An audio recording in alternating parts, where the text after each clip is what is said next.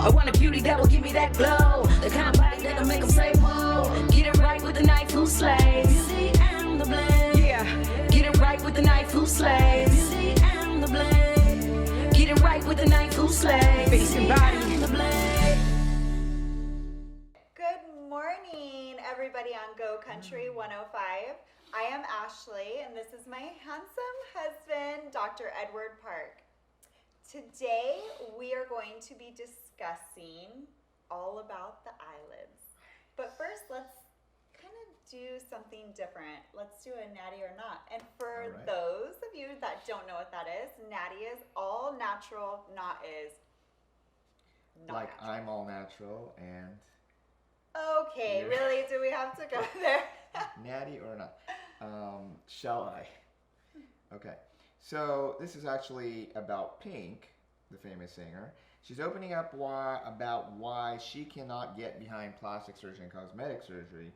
In a candid note to self she shared the other day, Pink, age 40, spoke about the changes she's experiencing as she grows older, with writing, "Dear me, you're getting older. I see lines, especially when you smile. Your nose is getting bigger. You look and feel weird as you get used to this new reality." However, amid the changes, Pink shared she will never go under the knife or get Botox. Natty or not? Well, I feel like actually our daughter and I were watching Pink's Pink. I don't know, it was like her tour and it shows her family and everything, and she looks very natural. She does look good. Yeah, really good. Her and her husband, her kids are adorable. Yeah. Cute little family. So your vote is Natty. au natural. Yes. And I think I do agree, but my question honestly would be to ask that question of her in, say, 5 to 10 years.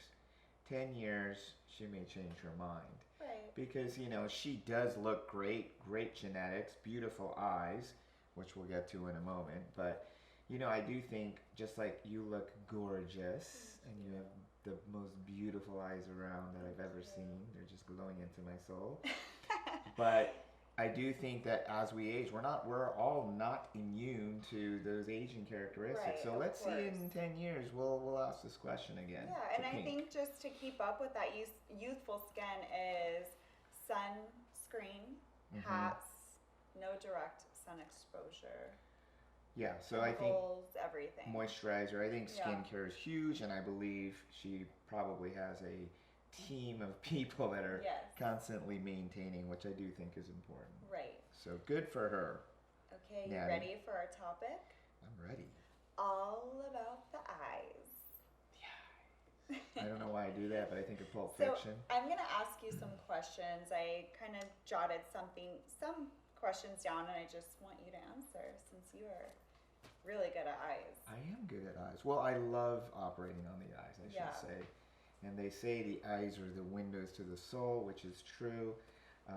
And we're all communicating. I'm communicating with you through your eyes and your lovely eyes. So I think that's the first thing when we talk about aging in the face we're looking at is these eyes. Yes. I gotta stop doing that. Okay, I like it.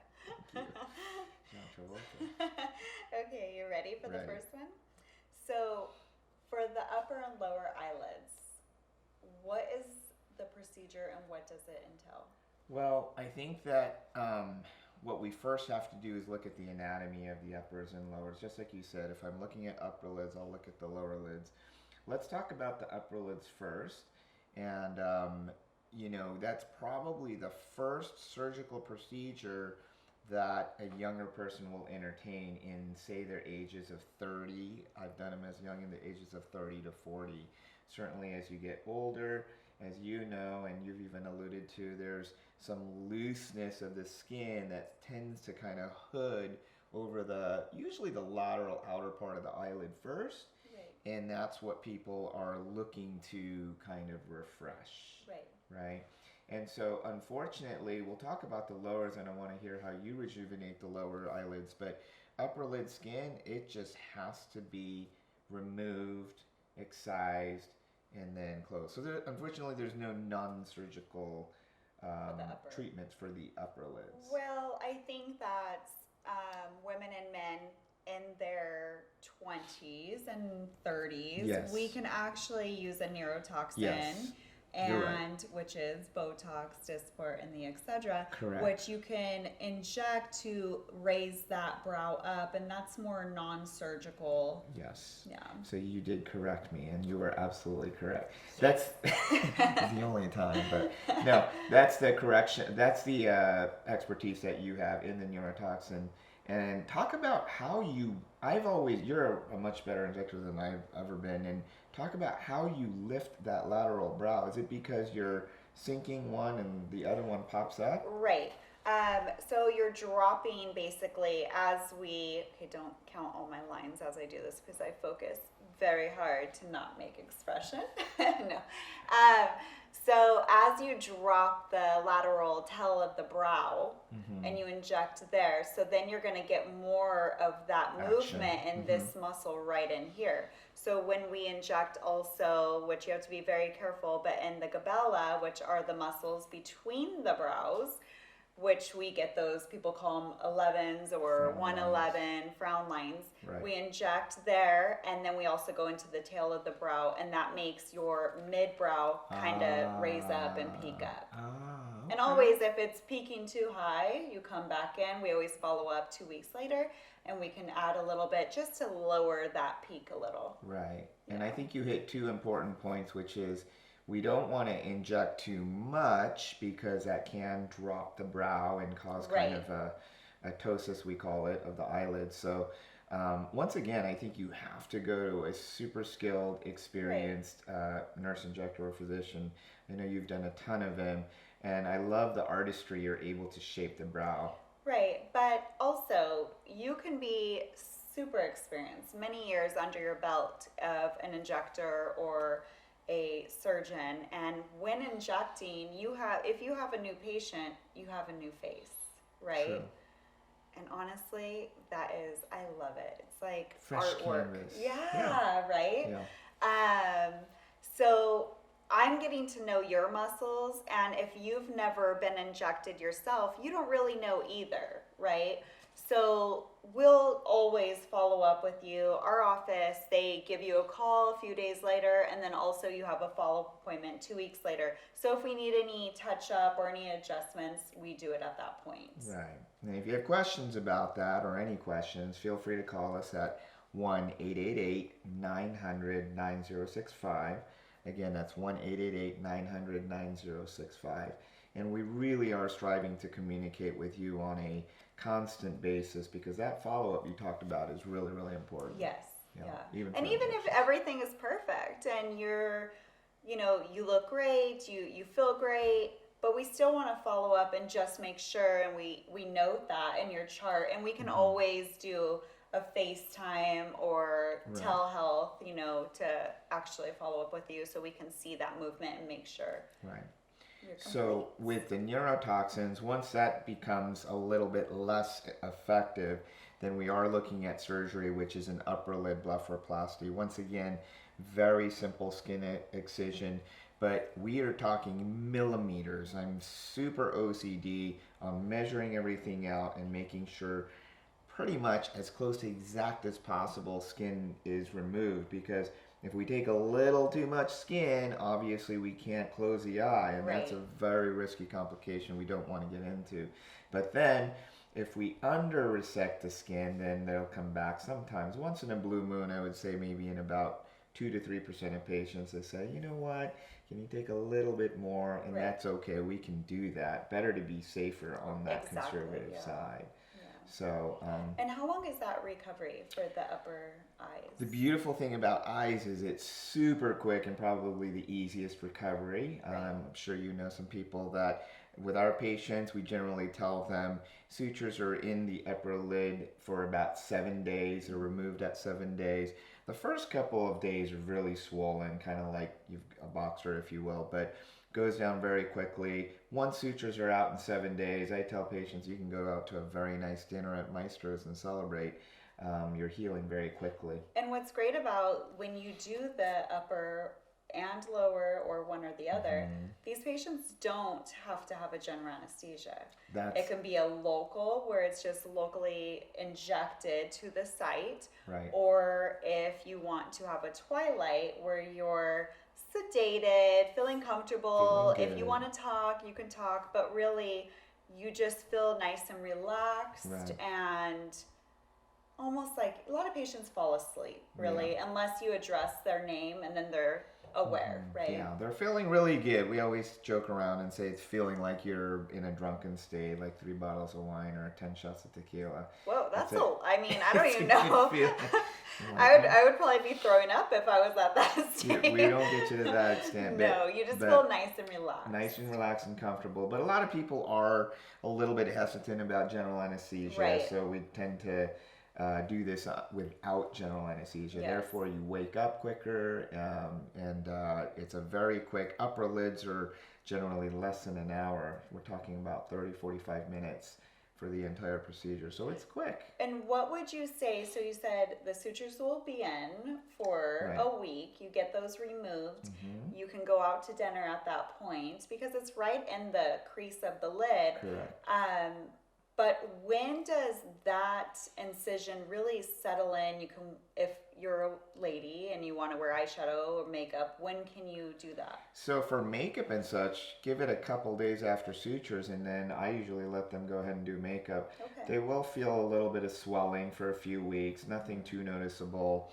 And then the scar does take a couple months to completely flatten and nearly disappear in that eyelid crease. But once it's healed, it's almost invisible. It's beautiful. I mean, it's such a nice, and my goal is to make them once again look natural. We don't want things too peaked up, if you will. Right. So they get a very natural result. They feel, our goal is to get you to look refreshed. So before we go to the lower lids, I want to ask you about the fox eyelid. How a lot of people are pulling back right here, and I Yeah. see it a lot in Europe. What are your feelings on that? You know, I think there are a lot of trends out there. You're talking about the fox eyelid, the pigtail, ponytail lift, and things of that nature. A lot of it, I think, are trends in terms of the names. I mean, I could throw out a fancy name, but most of us are doing similar procedures. Okay. However, if you're alluding to where it's really pulling that shape, normally we're not trying to change the shape of the eyelid at all. Okay. Because, you know, you're just going to look different. It's that kind of extreme look, if you will. So I would say I don't see that trend too much here in the States yet, but they're probably pulling on the brow Okay. to try to get, you know, the shape of the eye to peak up a little bit. But I haven't really seen too much of that here yet in the States. I like to keep things natural. Right. And then let's go into the lower lid. Let's go to the lower All lids. right. So when would some patient or any patient, you know that, okay, it's time to have my lower lids done? So 2 things, and I know you see it too when you've done fillers, is they're going to notice either grooving right in that cheek lower lid junction, almost like a valley, if you will, or they'll notice, they call them bags, or people saying, hey, you look tired, right? So when people say that they look tired, that's when they start to look for some treatments. And I think the younger patients really go see you or a nurse for injectables. What kind of fillers how do you inject? So what I do first is I take a Q-tip and I kind of see like, okay, is it hollow? Right. Right? Or do we have a lower lid bag? So if it kind of, this is my That's good. technique. Perfect. So I just take the soft end of the Q-tip and I just kind of bounce it on the lower lid. Yeah. And I kind of do like a little curl. And if it looks like it's a fatty tissue, I send them your way. Perfect. But if it's an indentation, hollowing, which we have discussed before in previous shows, is that we start to get this open groove right here as we age, right? And that's normal. It happens to everybody. Right. So filling this with a filler can really you know, you don't want to go superficial. I've had so many patients that have come in, Right. and we always tell you guys this: know who you're going to and make sure they're experienced. Right. Because I have seen so many patients that come in and they have this, it's called a Tyndall effect. So what happens is that injector went too superficial to basically, they just wanted to, I call it the easy way out. They just wanted to give you that instant plump.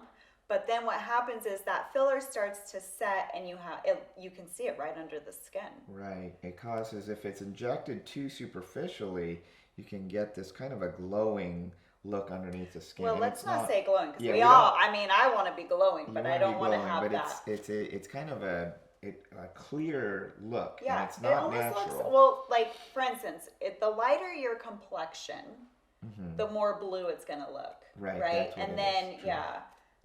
Yeah. So you want to make sure your injector, because nowadays we've learned to inject closer to the bone, Yes, right? yeah. In order to avoid that complication, Right. which I think is super important. Yeah. So if they can't go that route, Mm-hmm. or I send them your way, or one of our Right. injectors sends them your way, I love it. what would you do? So then I've got, basically, we're now talking about fat that is causing these bags, and we all will get them at some point. A lot of patients say that their family members had them, like their mom or dad. Right. So that's a common trait. But when we do have bags, they're essentially fat pockets. I like to remove them from underneath the lower lid, meaning inside, so it's scarless. No one will ever see the incision because it's underneath. Carefully remove the fat, again, conservatively, but the right amount, and then get that lower lid to look smooth. And then, so it was puffy. Now you took away that volume. Now I'm going to have that loose skin. Exactly. So if there is loose skin, I will combine it with either a chemical peel or a laser fractional CO2 resurfacing. And what that's going to do, just like you said, when you take air out of a balloon, you're going to have a loose balloon Right. skin. And so what we want to do is tighten it up with a peel or a laser. And it works beautifully. How long will, if you had both of those procedures, the healing? So lower lid and upper lid, 1 week. Again, 1 week. So Super quick. eyes, Yeah. upper and lower, 1 week. That's nice. 1 That's week. very quick. It's very quick. Yeah. The only thing they really see in the lower lid generally is that chemical peel. It kind of browns like a sunburn, and it Okay. takes about 5 or 6 days. But we had a patient employee that had her upper and lower lids done, and she went to the movies the next day with her kids and just Wow. wore sunglasses Oh, to kind yeah, of yeah, avoid yeah, the yeah. looks of swelling. But so you can go out and about and run light errands in that very next day. Right. But if you do have that TCA pill or a laser, don't go out in the sunlight, direct Right. sunlight. Unless you have physical shade, Yeah. sunscreen, Right. etc. Good point. Okay. Yeah. So what would be a tip that you tell your patients for a speedy recovery? Ice, baby. Right? I like that. Yeah, ice is super key. We generally tell them put ice for the first 3 days, every hour, about 20 minutes. Keeping the head elevated, 30 degrees, and no salt in the diet. Yeah. When you eat Low salt, sodium. what happens? Well, You swell. swell. But also taking arnica to prevent. That's a good a week or two before. Right. A week or two before. If you smoke, no smoking. That includes vaping.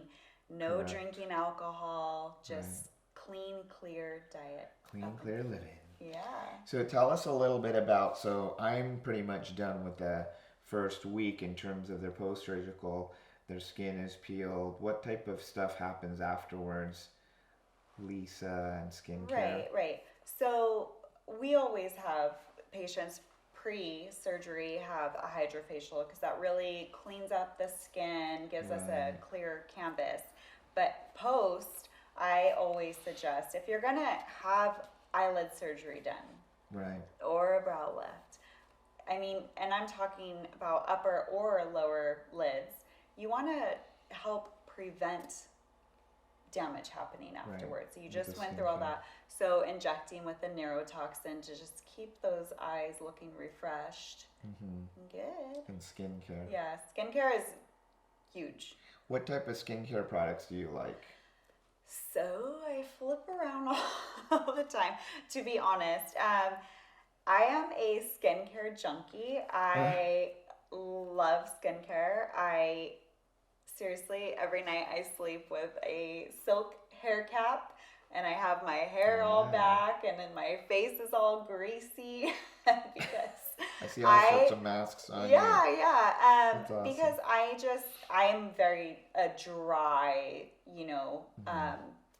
a dry person. I was gonna say that. My skin is very dry, and as I'm aging, it's getting more dry. And I drink a bunch of water, but still happens.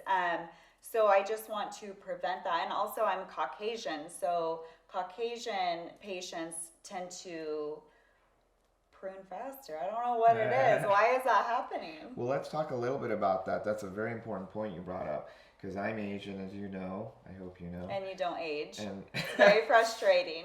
Well, here's the reason why. It's a good point. When we talk about skin texture, when you mention Caucasian skin, there's a lot thinner of skin component as opposed to ethnic skin, which tends to be a little bit thicker. And also there's more fat or volume in our faces. So those are things that tend to keep us a little bit less aging, if you will. But also oily too. You guys have an oily, yeah. That's a good point as well. You have that hydration. Natural hydration. Yeah, that's what I'm lacking. I need that. So we've got an email from Allison. Do you want to read that? Yes. So Allison emailed and she said, "Hi, Dr. Park and Ashlee. Love the show. Are there natural alternatives to Botox? Do any non-invasive products or procedures actually work? Thank you so much." Well, thank you, Allison from Torrance. So what do you feel? Gosh, that's a really tough question in terms of the alternatives to Botox, because I don't know if you've told your story of almost kind of an immunity to it. Right. And Botox is the only, or any Botox type neurotoxin, is the only thing that kind of freezes the muscles from acting, right? So how can we really prevent that? I don't think there's an alternative. Well, have you heard of those frownies strips? No. Somebody just recently told me about them, and I mean, if anybody else has any suggestions, please let me know.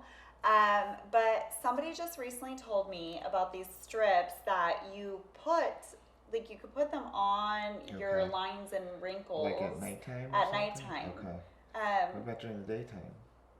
I don't think so. I mean, you can't walk with those strips. Right.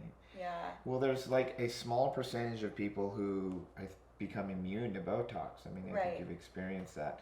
So really, a neurotoxin is so effective, and they've come out with a new one called Daxxify, which is a longer lasting. It's supposed to last closer to 6 months, I believe. Right.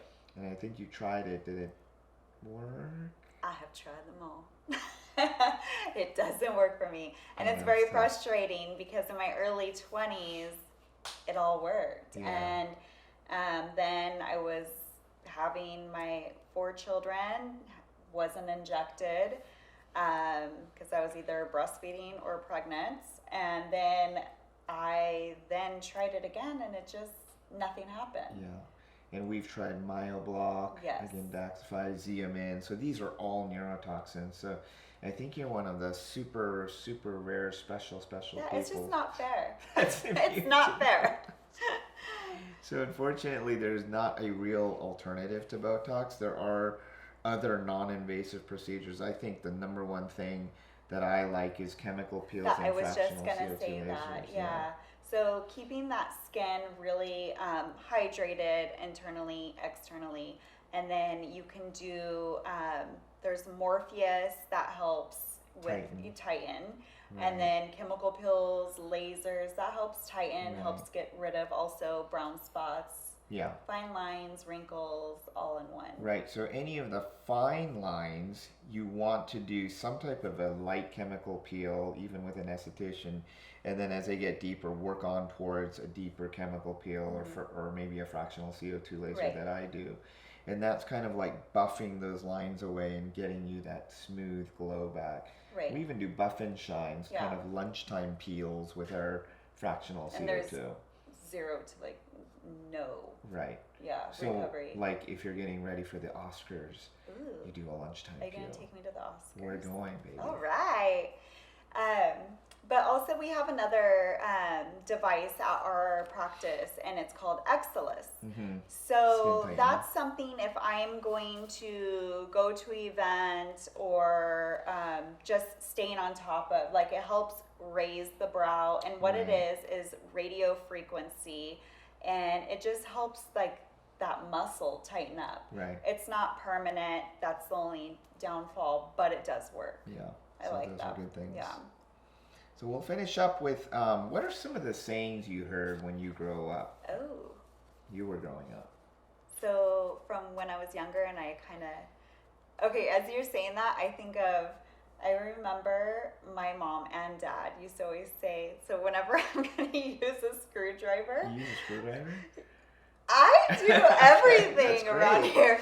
So when you're going to use a woman. screwdriver, I always think lefty loosey, righty tighty. Oh, that's a good one. I'll teach that What to about our you? kids. Sayings that I heard when I grew up. What my father told me, and now I tell our kids, nothing good happens after midnight. But everything good happens after midnight. They do, but we don't want them to know that. Really, I'm in bed by 8 o'clock, so. Oh, gosh. All right. So we're getting the signal. It's about time to wrap it up. We had a great time with you guys. So if you're interested in any information, head over to our website at faceandbody.com, face letter and body.com.